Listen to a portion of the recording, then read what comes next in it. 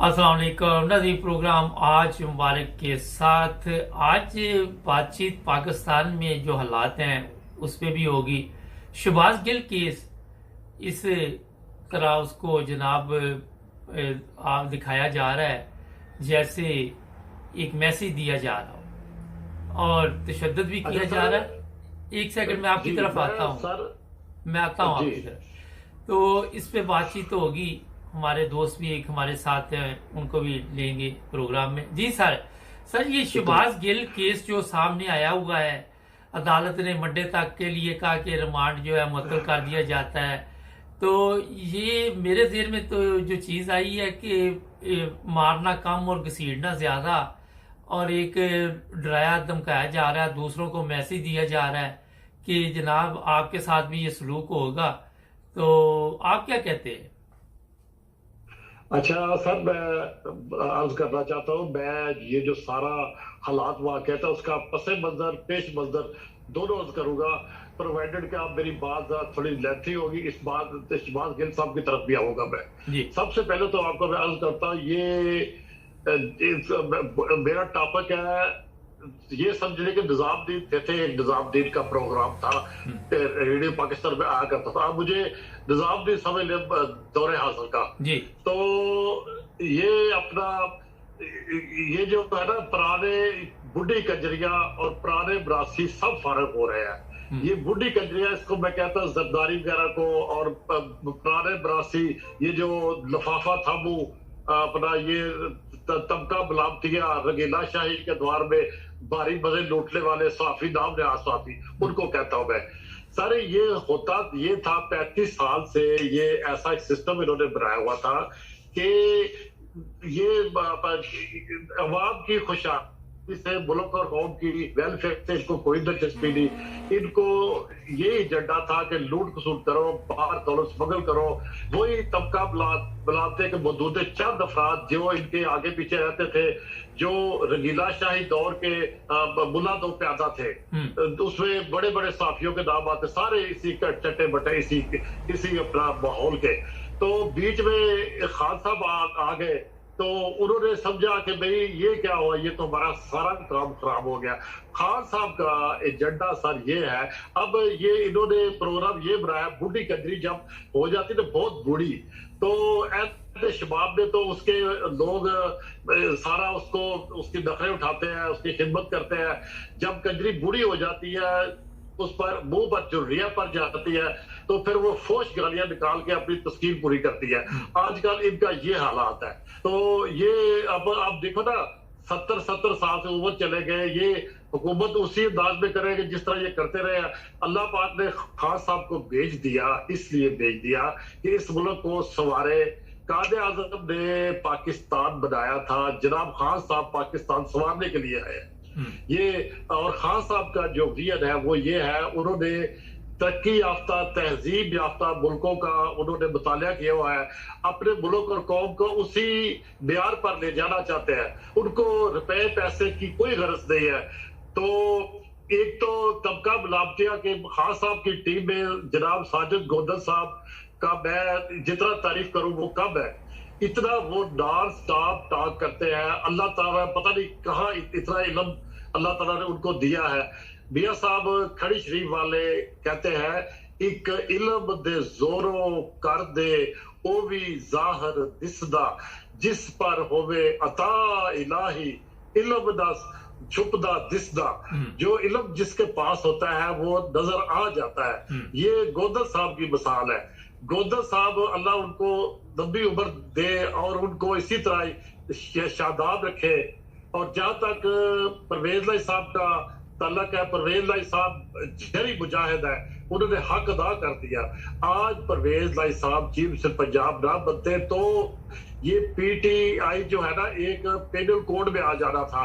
जो पीटीआई का नाम लेता उसको पर्चा हो जाना था, उसको जेल भेज देना था। ये इन्होंने बनाना। सिर्फ परवेज लाई साहब की हिकमत और दिलेरी से आज पीटीआई को शेल्टर है पंजाब में। परवेज लाई साहब वैसे भी बड़े सखी दरवेश आदमी है, और आगे मुस्तकबिल में मोनस लाई साहब जो मेरा ख्याल अपना रोल अदा करेंगे।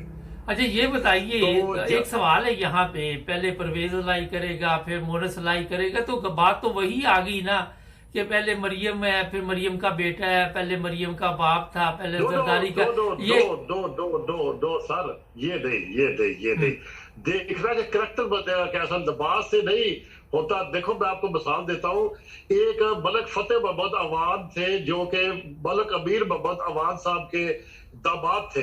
वो उन्होंने ऑक्सफोर्ड से पढ़े हुए थे। जब सेरेमनी हुई डिग्री लेने की तो मलिक साहब ने लट्ठे की अपना ये तहमद और बोस्की का कुर्ता पहन लिया और तकसीम असरात में चले गए। तो वहां के प्रोटोकॉल ने कहा जी मलका बरतानिया डिस्ट्रीब्यूट कर रही है तो आप इस लिबास में आ गए। लो यकीन जानिए ये तारीखी बात है। मलका बरतानिया खुद उठ अपने स्टेज से उतरकर मलक साहब के पास आके बैठ गई।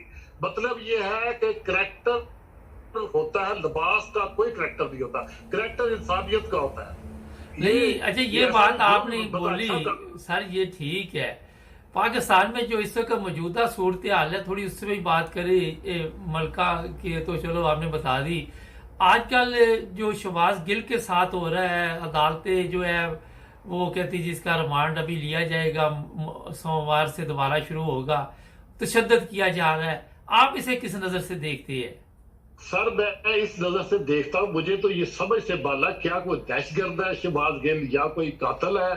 ये ऐसे एक पब्लिसिटी है। शहबाज गिल तो मेरा ख्याल फेम ले गया, वो तो हीरो बन गया, क्या करेंगे उसका? वो कौन सा 302 के केस में चला गया, वापस कर देंगे। दूसरा जो मुक्तदर ताकत जिन्होंने ये किया वो उनका एक सिग्नल दिया है उन्होंने कि भाई हम ये कर सकते हैं। जिस तरह हमारे देहात में फसल को उजाड़ने से बचाने के लिए कवों को एक कवा मार को तक दिया जाता है ताकि दूसरे कवे जो है वो देख कर कहाँ करके उड़ जाए, फसल के नजदीक रहा है।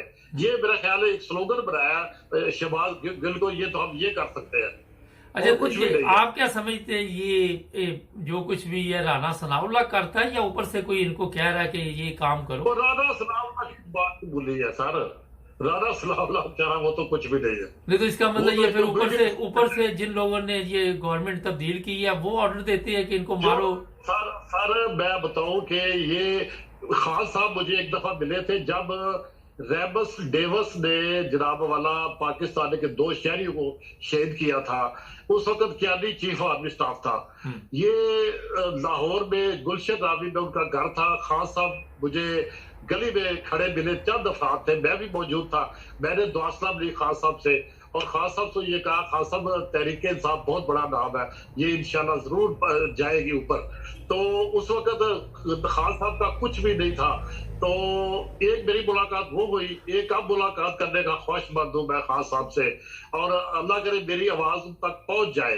तो ये उस रेबस डेवस कोटलख को जेल में बंद कर दिया गया था। तो उसने ये बदमाशी और इनका तकब्बर और उनकी ताकत देखो, रेबस डेवस ने जेल का स्पीकर बंद करवा दिया था आजाद का कि जी मुझे इधर उलझन होती है, तो बंद करना पड़ा था। 2 दिन से ज्यादा नहीं रख सके, उसको आजाद कर दिया था। अब देखिए अमेरिका की कितनी ताकत है। नहीं तो अमेरिका की ताकत है तो ये सारा कुछ वैसे तो नहीं हो रहा कि उसको जूते मार के उसकी वीडियो वायरल की जा रही है, ये बताया जा रहा है। बस यही है। एक ब्रासी नहीं आते सर, वो बहुत जोर जोर से मारते, शादियों ब्याहों में आते हैं, ठा ठा मारते हैं, उसमें चोट कोई नहीं होती, उसमें बस सिर्फ आवाज होती है, दहशत होती है। ये वो पटाखे चल रहे हैं उस पर अपना। मैं उसका केस क्या है मुझे केस का नहीं पता, केस उसने क्या जुर्म कर दिया है कोई बेचारे ने। अच्छा ये बताइए, जुर्म ये है कि आप अगर सच बोलेंगे तो पाकिस्तान में सबसे बड़ा जुर्म तो ये है सर। ये तो देखो जो सच्चाई है ना, सच्चाई की फितरत में कुदरत ने लचक दी है, सच्चाई की फितरत में कुदरत ने लचक दी है। नहीं तो इसका मतलब ये अजाब भी जो इस वक्त लोगों पे आया ये कुदरत की तरफ से ही आया हुआ है। सर मेरा शेर सुन ले, सच्चाई की इस्लाम की सच्चाई की फितरत में कुदरत ने लचक दी है, उतना ही ये उभरेगी जितना के दबा देंगे। सच्चाई नहीं दब सकती, ये उतना ही ज्यादा उभरेगी पहले से। सर ये सब कोई ठीक है, मगर ये सवाल अभी भी वही का वही है कि पाकिस्तान में कानून नाम की कोई चीज नहीं, अदालतें हैं वो अपने इतनी बुज़दिल है कि उनको जिस तरह मर्जी फैसला महफूज कर दिया। अदालतों को तो सारे दुए का पहाड़ा नहीं आता, दाब रेशम भी पिंडा खिगर वर्गा अदालतों को ये नहीं पता 179 और 186 का फर्क है कि कोर्ट ने कितने दिन लगा दिए जी 186 ज्यादा होते हैं या 189 ज्यादा होते हैं, ये बताओ ये अदालतों के हालात। तनख्वाह करोड़ों रुपए, एक जज करोड़ों रुपए का पड़ता है गवर्नमेंट को।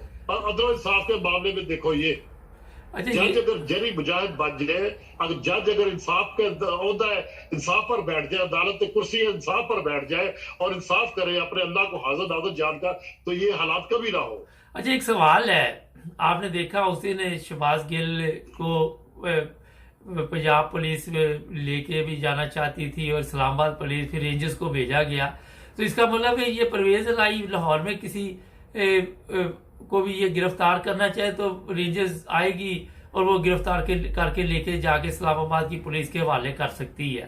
तो मेरा तो जी वो जी ठीक है, वो सेफ्टी के लिए ले जा सकते हैं उधर। नहीं सेफ्टी के लिए नहीं, इस्लामाबाद पुलिस के हवाले करने के लिए बिल्कुल बिल्कुल कर सकते हैं। देखो जी परवेज लाई साहब ने तो जलसे में बागे दहल का आके वो राना सुनाओ ना तुम कातल हो तुम्हें फांसी लगेगी, इतनी जबानी कहने से क्या फर्क पड़ता है, जबानी तो बड़ी देर से हम उस पर कोई दफा लगा रहे हैं मगर वो फिर भी दफा दूर नहीं होता। कौन? राना सनाउल्लाह वो हो ही जा रहा दफा, वो कौन सा उसने ठेका लिया हुआ है? इधर बड़े बड़े नागजीर है जो कब्रिस्तान में दफन है। वो कब्रिस्तान बाद का मसला है, अभी तो जिंदा लोगों के लिए मुश्किल बनी हुई, कब्रिस्तान तो ये बचा ही देंगे सबको। सिर्फ हमारी ये ना भूल है, हमारा असेसमेंट गलत है, ये ऐसे फ्रेबे नजर है, कुछ भी नहीं, ये ऐसे ही मतलब एक गुमराही है और कुछ भी नहीं है। अच्छा आप क्या समझते हैं चीफ ऑफ आर्मी स्टाफ जाएगा या अभी देखिएगा 3 साल? सर ये बड़ी माइस्टीरियस बात है कि चीफ आर्मी स्टाफ इनका आज के बाद पूरे 3 बार रह गए इनके रिटायरमेंट के, क्या ये 3 बार खामोशी से चले जाएंगे या आगे को नया सिलसिला आ जाएगा या मार्शल लगा लेंगे? लेकिन मेरा नहीं ख्याल मार्शल आप, अच्छा एक आप बहुत सादा लोग हैं पाकिस्तान में, आपके मुल्क में इस वक्त मार्शल लगी हुई है। ये अपनी तौर पर मार्शल ये बाजवा साहब ने मार्शल ही लगाई हुई है, तरीका वारदात दूसरा है इस वक्त। हाँ जी मैंने कहा तरीका वारदात तब्दील किया गया है, शराब वही है, बोतल बदल दी गई है। हाँ जी तो ये जनाब अली अब मैं आपको बता देता हूँ कि चीफ ऑफ आर्मी स्टाफ जाने वाला कहीं पे भी नहीं है अभी, ये आप नोट कर ले मेरी बात। इस पर मेरे 2 कमेंट्स, लेकिन हालात वाकयात ये कहते हैं गबाजी है कि ये नहीं जाएंगे। हाँ जी वो इसलिए नहीं जाएंगे कि ये पूरा ठेका दिया गया है कि आपने ये काम करने हैं, तो फिर आपके वरना सर अगर ये चले गए तो फिर तो सारे काम अधूरे रह गए। फिर तो देखो जो बंदा सीट पर होता है ना सर, उसकी ताकत होती है, उसकी रिस्पेक्ट होती है। जो बंदा रिटायर हो जाता है ना, रिटायर होकर अपने बॉस को मिलने जाएगा, उसको बेहतरीन बिस्कुट मिलेंगे, चाय मिलेगी, बस इसके अलावा कुछ भी नहीं। बहरहाल आप ये बात नोट कर ले कि पाकिस्तान में बहुत मुश्किल वक्त अभी आने वाला है और ये लोगों के जो ज़हन है वो इसी तरह दहशत डाली जाएगी, लोगों को डराया जाएगा, धमकाया जाएगा। बहुत शुक्रिया सर आपका, आपने टाइम दिया। सर मेरी थोड़ी सी बात रह गई है, जी बड़ी जरूरी है, थोड़ा एक्सटेंड कर दे मेरा। जी बताइए। पहले ये सिस्टम इनका ये था कि अवाम को गुर्बत, तंगदस्ती, बेरोजगारी, बीमारी ने बजरिया करप्शन इतना लाशोर कर दिया हुआ था कि अगर ये जो बुढ़ी के जरिया एक कवा लेकर खड़े हो जाते थे, लोग कहते थे और जी कवा देखे, देग पकी हुई है, चावल भी खाए, कवा देखे, रोज कवा देखा होता है। बंदर लेकर खड़ा हो जाए तो बंदर देखने चले जाए, वो तो बंदर पार्टी बन गई है। अगर कोई हादसाती तौर पर ट्रक पेट्रोल का गिर जाता था, अवाम लूटने के लिए भागते थे, अपने आप को चला लेते थे। खान साहब ने अवाम को शऊर दिया, उनको बताया कि हकीकत क्या है, करना क्या है। अवाम को एक ऐसी शऊर आ चुका कि अवाम एक एजेंडे पर आ गए। और कुछ कहना चाहेंगे आप अवाम के नाम? बस और मैं यही कह रहा था, अल्लाह ताला खान साहब को ताकत दे, सेहत दे, इज्जत दे और खान साहब मेरे से मुलाकात का मौका दे मुझे, ये मेरी इल्तिजा है, ये उनको मेरा मैसेज पहुंचा दे। ठीक है जी इमरान खान साहब, आप हमारे साथ आपकी टीम राब्ता कायम करे, फिर हम आपको इंसाफ का नंबर देंगे, क्योंकि पाकिस्तान में आपके लिए भी मुश्किलात है, इसलिए हम नाम वगैरह किसी का नहीं बताते, टेलीफोन नंबर बड़ी एहतियात करनी पड़ती है। आपका शुक्रिया सर। जी sir, thank you thank you. Thank you. नाज़रीन, ये हर बंदा अपने ख्यालात का इज़हार करता है, मैंने क्योंकि किसी न किसी को प्रोग्राम में लेता रहता हूँ, मगर जो पाकिस्तान के हालात है वो इतनी जल्दी ठीक होने वाले नहीं हैं। काफ़ी मुश्किलात है, काफ़ी कुर्बानियाँ देनी पड़ेगी। मेरा ख्याल है 47 से ज़्यादा कुर्बानियाँ पाकिस्तान मांग रहा है, और उसके बाद शायद कौम आज़ाद हो सके, कौम को शऊर आएगा। जब तक कौम में सच्चाई नहीं आएगी, जब तक कौम को अच्छे बुरे की तमीज़ का पता नहीं चलेगा, सड़कों पे आके नारे लगाने से या जल्द से जुलूस बड़े बड़े करने से, ठीक है तब्दीली तो आ रही है मगर अभी तक बहुत कुछ बाकी है। और ये कुर्बानी के बगैर आप आज़ाद नहीं हो सकते। आप ये अगर समझें कि आप आज़ाद होने के लिए इस तरह सिर्फ जलसे करते रहेंगे तो मेरा ख्याल है काफ़ी नहीं है। सब्सक्राइब करें, जुड़े रहें।